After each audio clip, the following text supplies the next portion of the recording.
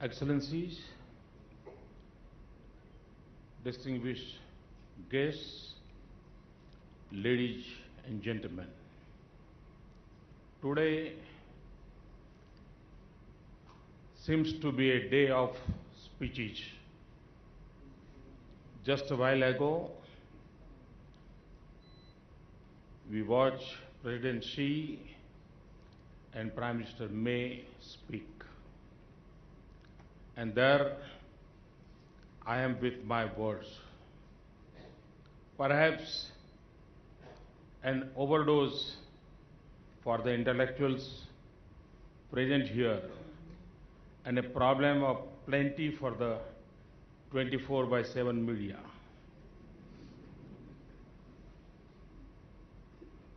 It is a great privilege to speak to you at the inauguration of the second edition of the Raisina Dialogue. Excellency Karjai, Prime Minister Harper, Prime Minister Kevin Rudd, it is a pleasure to see you in Delhi. Also, a warm welcome to all the guests. Over the next couple of days, you would hold numerous conversations on the state of the world around us. You would debate its certainty and prevailing flux, its conflicts and risks, its success and opportunities, its past behaviors and likely prognosis, and its potential black swans and the new normals. Friends, in May 2014, the people of India also ushered in a new normal. My fellow Indians spoke in one voice to entrust my government with a mandate for change. Change not just of attitudes, but of mindset. Change from a state of drift to one of purposeful actions. Change to take bold decisions. A mandate in which reform would not be enough unless it transforms our economy and society. A transformation that is embedded in the aspirations and optimism of India's youth and in the boundless energy of its millions. Every day at work, I draw on this sacred energy. Every day at work, my to-do list is guided by the constant drive to reform and transform India for prosperity and security of all Indians. Friends,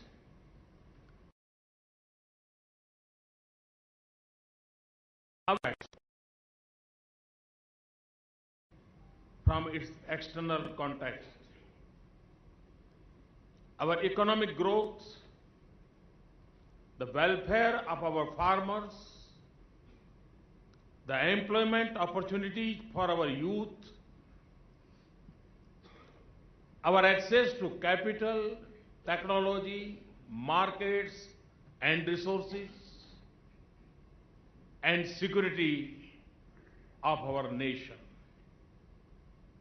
All of them are deeply impacted by developments in the world. But the reverse is also true. The world needs India's sustained rise as much as India needs the world. Our desire to change our country has an indivisible link with the external world. It is therefore only natural that India's choices at home and our international priorities form part of a seamless continuum. Firmly anchored in India's transformational goals, friends, India is pursuing its transformation in unsettled times, which is equally the result of human progress and violent turmoil. For multiple reasons and at multiple levels, the world is going through profound changes. Globally connected societies, digital opportunities, technology shifts, knowledge boom, and innovation are leading the march of humanity. But sluggish growth and economic volatility are also a sobering fact. Physical borders may be less relevant in this age of bits and bytes, but wars within nations, a sentiment against trade and migration, and rising parochial and protectionist attitude across the globe are also in stark evidence. The result, globalization gains are at risk and economic gains are no longer easy to come by. Instability, violence, extremism, exclusion, and transnational threats continue to proliferate in dangerous directions. And non-state actors are significant contributors to the spread of such challenges. Institutions and architectures built for a different world by a different world are outdated, posing a barrier to effective multilateralism as the world begins to reorder itself a quarter century after the strategic clarity of the Cold War. The dust has not yet settled on what has replaced it. But a couple of things are clear. The political and military power is diffuse and distributed. The multipolarity of the world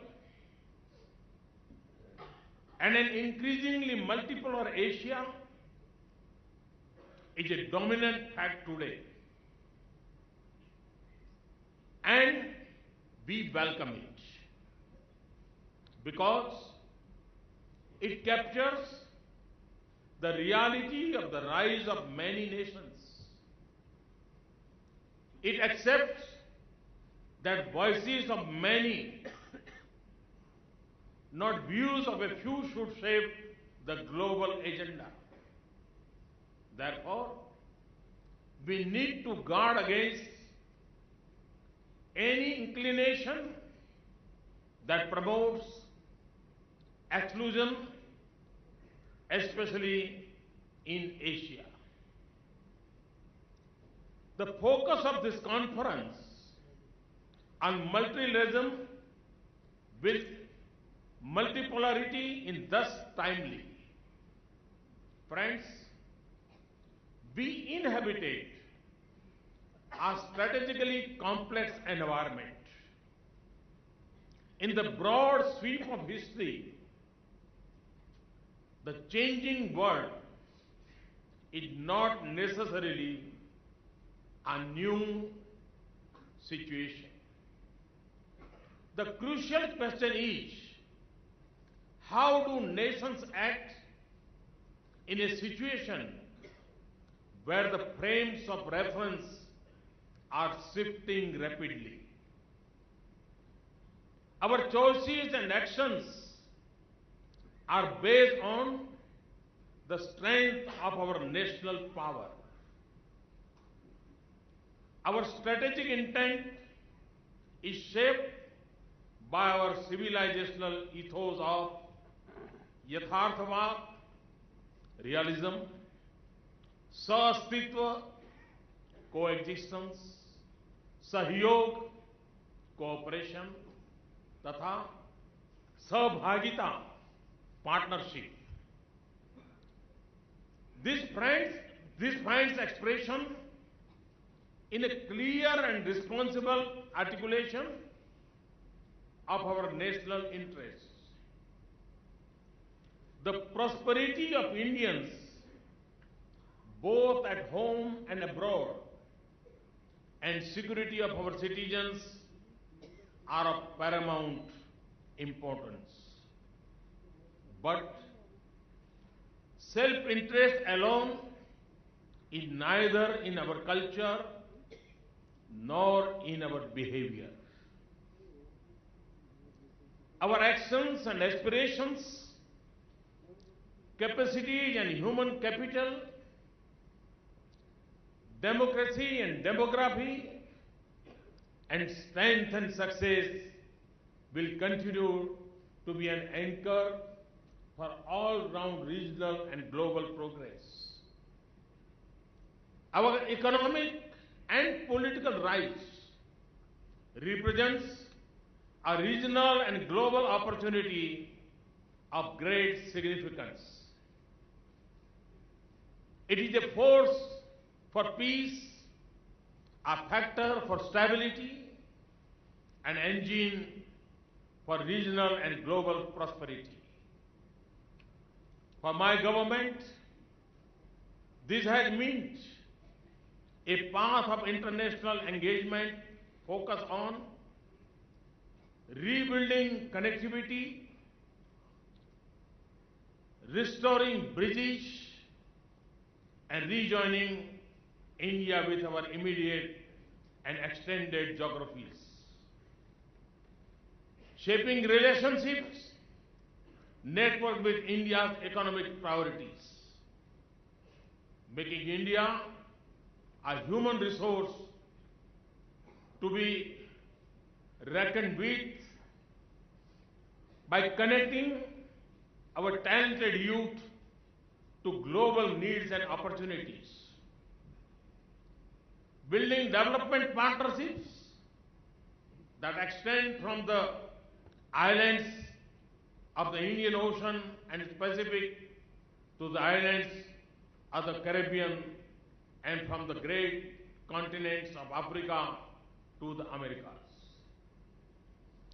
Creating Indian narratives on global challenges. Helping reconfigure, reinvigorate, and rebuild global institutions and organizations. Parading the benefits of India's civilizational legacies, including yoga and Ayurveda, as a global good. Transformation, therefore, is not just a domestic focus. It encompasses our global agenda. For me, Sabka Saath, Sabka Vikas is not just a vision for India. It is a belief for the whole world. And it manifests itself in several layers, multiple themes, and different geographies.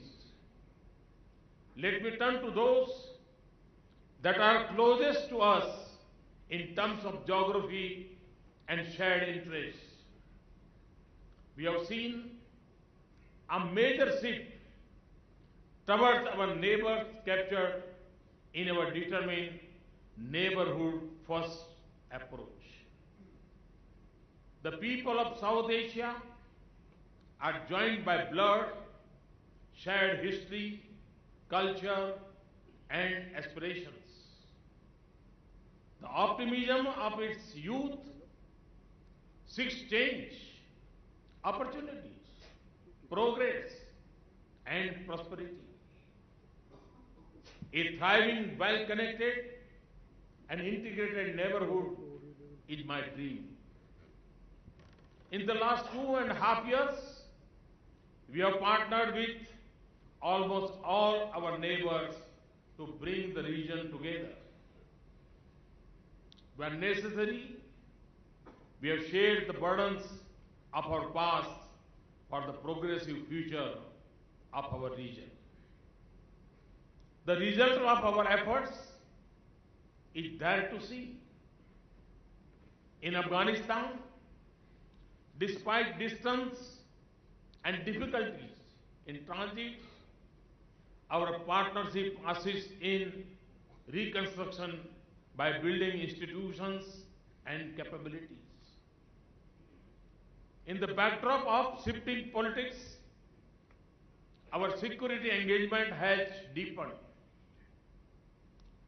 The completion of Afghanistan's parliament building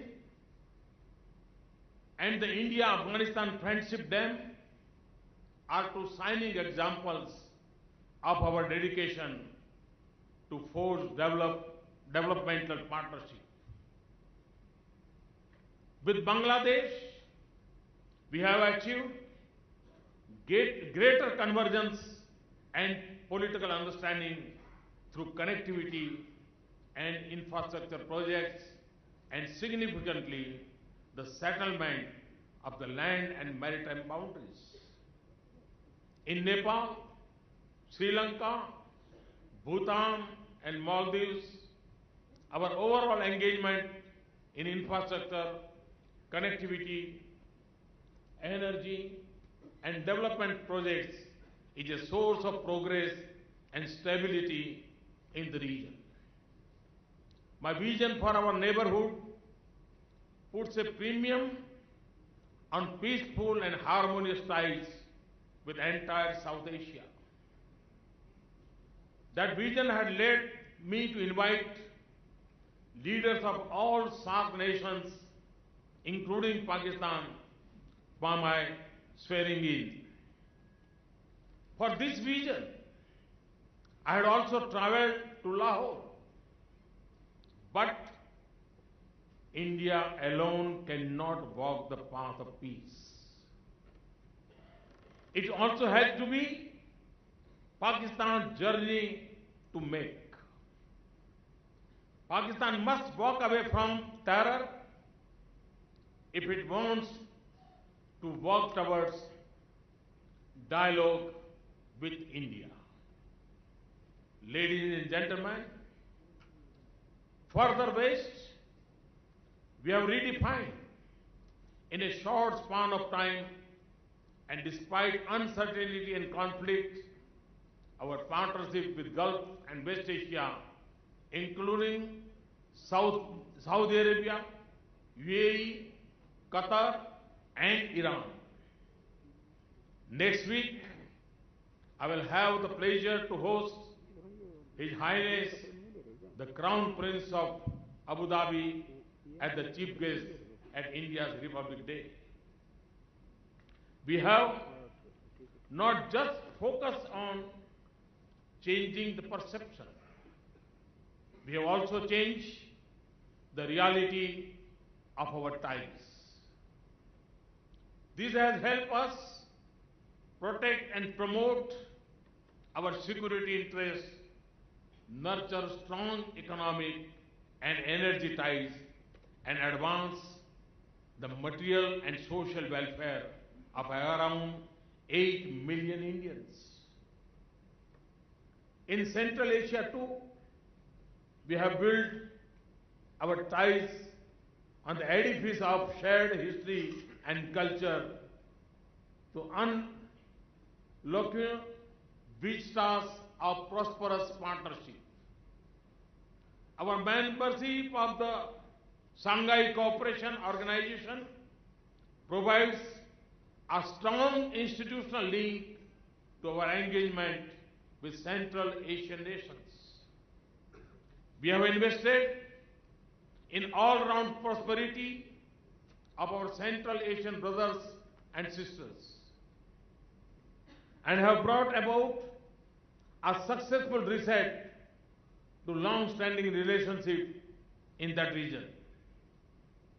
To our east, our engagement with Southeast Asia is at the center of our Act East policy. We have built a close engagement with the institutional structures in the region such as the East Asia Summit. Our partnership with ASEAN and its member countries have served to enhance commerce, technology, investment, development, and security partnerships with the region.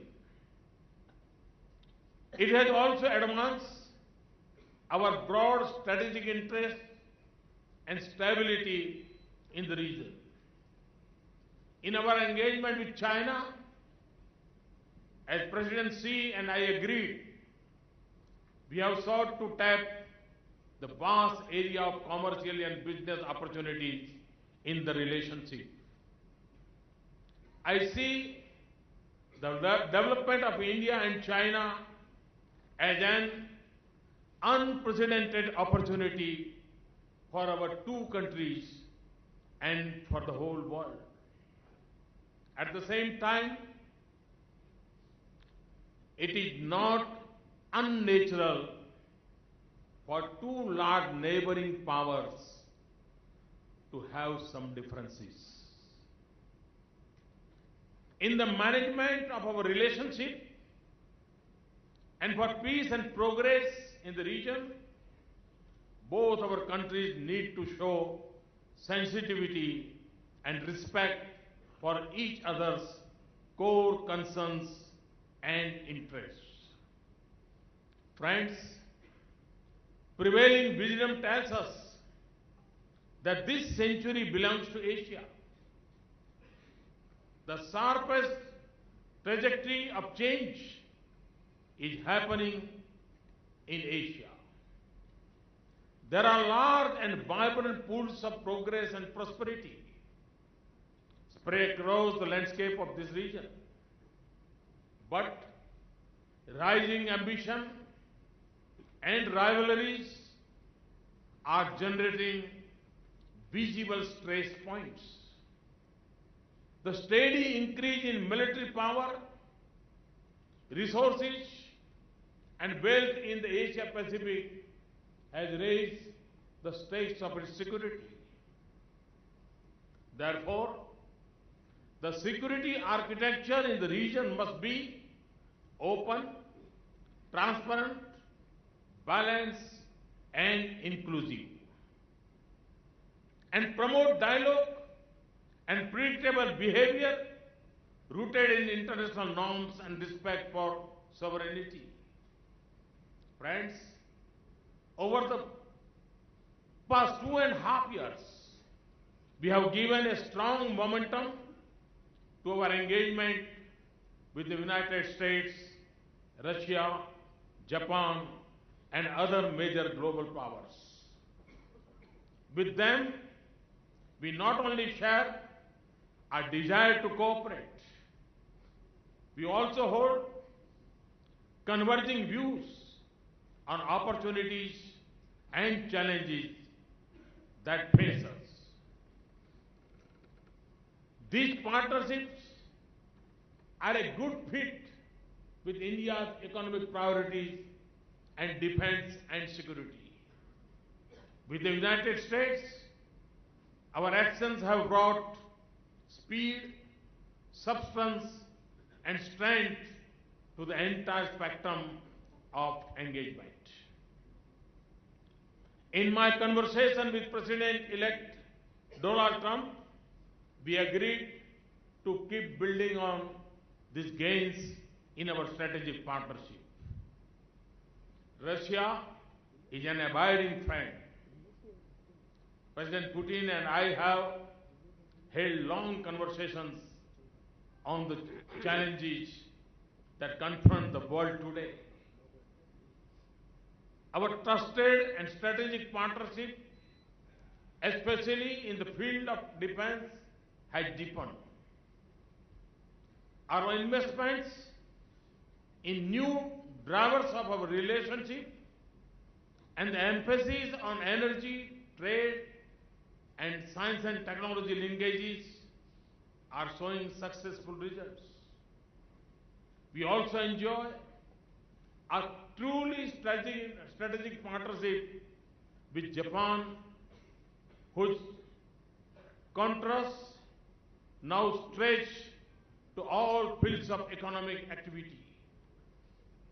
Prime Minister Abe and I have spoken of our determination to intensify our cooperation further. With Europe, we have a vision of strong partnership in India's development, especially in knowledge industry and smart urbanization.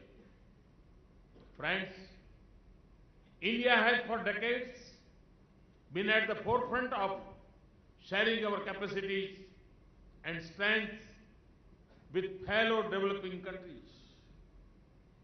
With our brothers and sisters in Africa, we have further strengthened our ties in the last couple of years and built meaningful development partnership on the solid foundation of decades of traditional friendship and historical links. Today, the footprint of our development partnership stretches all across the globe. Ladies and gentlemen, India has a long history of being a maritime nation. In all directions, our maritime interests are strategic and significant. The arc of influence of Indian Ocean extends well beyond its littoral limits. Our initiatives of Sagar, security and growth for all, in the region is not just limited to safeguarding our mainland and islands. It defines our efforts to deepen economic and security cooperation in our maritime relationships. We know that convergence, cooperation, and collective actions will advance economic activity and peace in our maritime region. We also believe that the primary responsibility for peace, prosperity, and security in the Indian Ocean rests with those who live in this region. Ours is not an exclusive approach, and we aim to bring countries together on the basis of respect for international law. We believe that respecting freedom of navigation and adhering to international norms is essential for peace and economic growth in the larger and interlinked marine geography of the Indo-Pacific. Friends, we appreciate the compelling logic of regional connectivity for peace, progress and prosperity. In our choices and through our actions, we have sought to overcome barriers to our outreach to West and Central Asia and eastward to Asia Pacific. Two clear and successful examples of this are the tripartite agreement with Iran and Afghanistan on Chabahar and our commitment to bring online the international north-south transport corridor. However, equally, connectivity in itself cannot overdrive or undermine the sovereignty of other nations. Only by respecting the sovereignty of countries involved can regional connectivity corridors fulfill their promise and avoid differences and discord. Friends, true to our traditions, we have shouldered the international burden of our commitments. We have led assistance and relief efforts in times of disaster.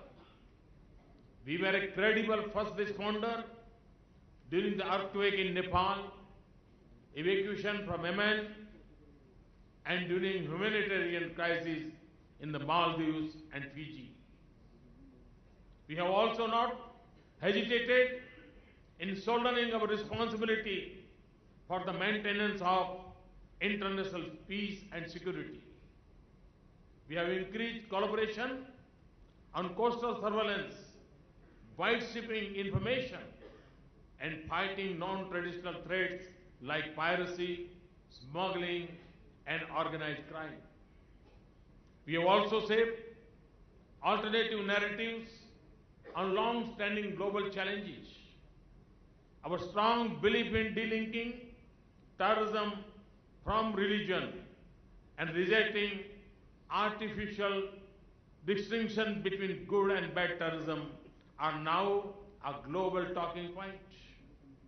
And those in our neighbors who support violence, hatred, and export terror stand isolated and ignored. On the other pressing challenge of global warming, we have moved into a leading role. We have an ambitious agenda and equally aggressive target to generate 175 gigawatts from renewable energy. And we have already made a good start. We have shared our civilizational traditions to promote harmonious living with nature. We also brought the international community together to create an international solar alliance to harness the energy of sun to propel human growth. A high point of our efforts has been the revival of international interest in the cultural and spiritual richness of India's civilizational stream. Today, Buddhism, Yoga, and Ayurveda are recognized as invaluable heritage of humanity as a whole. India will celebrate this common heritage every step of the way as it builds bridges across countries and regions and promotes overall well-being. Ladies and gentlemen, let me say this in conclusion. In connecting with the world, our ancient scriptures have guided us. Rigveda says, Ano bhadro kritvo yantu vishwataha. Let noble thoughts come to me from all directions. As a society, we have always favored needs of many over the want of one. and preferred partnerships over polarization. We hold the belief that success of one must propel the growth of many. Our task is cut out, and our vision is clear. Our journey of transformation begins at home and is strongly supported through our constructive and collaborative partnerships that span the globe. With resolute steps at home and expanding network of reliable friendships abroad, we will grasp the promise of a future that belongs to over 1 billion Indians. And in this endeavor, you will find in India, my friends, a beacon of peace and progress, stability and success, and access and accommodation. Thank you very much.